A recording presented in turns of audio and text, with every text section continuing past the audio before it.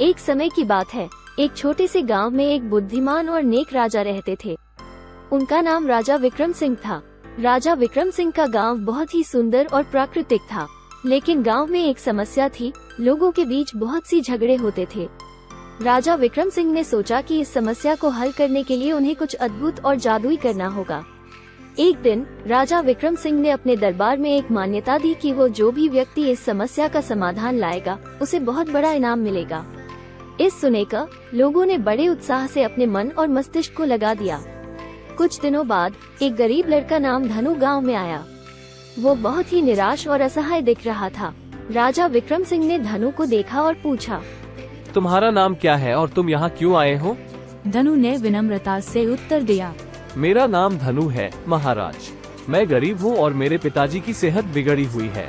मैंने सुना है कि आपके दरबार में किसी को बड़ा इनाम मिलने वाला है अगर कोई गांव की समस्या का समाधान करता है। राजा विक्रम सिंह ने धनु की बात सुनी और उसे एक मौका दिया।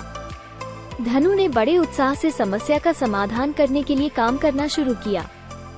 धनु ने गांव के लोगों से बात की और उनके बीच की तनाव को समझने का प्रयास किया। उसने देखा कि ज्यादातर झगड़े और मनमुटाव उनके सोचने की गलती से होते थे। धनु ने सोचा कि यदि वो लोगों को किसी अद्भुत चीज का अनुभव कराएं, जो उनके मस्तिष्क को शांति और समझ में लाए, तो वे शायद एक दूसरे के साथ अधिक भलाई और समझदारी से बातचीत करें। इसलिए धनु ने एक जादुई पौधे का पत्ता खोजा, जिसकी खोज उसने गहरी जंगलों में की।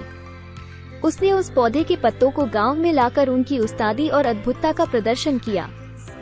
जब लोगों ने उस जादुई पौधे के पत्तों को देखा, तो उनके मन में विचार आया कि कितना सुंदर और आश्चर्यजनक है ये।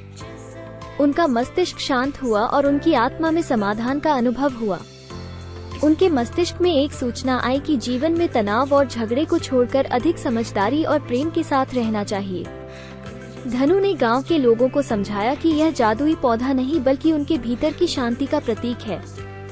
उसने सभी को आश्चर्यचकित किया और उन्हें समझाया कि वे एक दूसरे के साथ विनम्रता और प्रेम से रहें। धनु के इस उपहार ने गांव में एक नई ऊर्जा और समझ का संचार किया।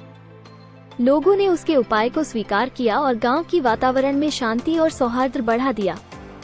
इस प्रकार धनु ने गांव के लोगों की मदद की और जादुई पौधे के माध्यम से उन्हें एक सच्चे साथी और मित्र की तलाश में उनकी भविष्य की राह दिखाई। इससे न खेलने वाली जादुई कहानियों की तरह ये कहानी वास्तविक जीवन के मूल्यों की महत्वपूर्णता को समझाती है।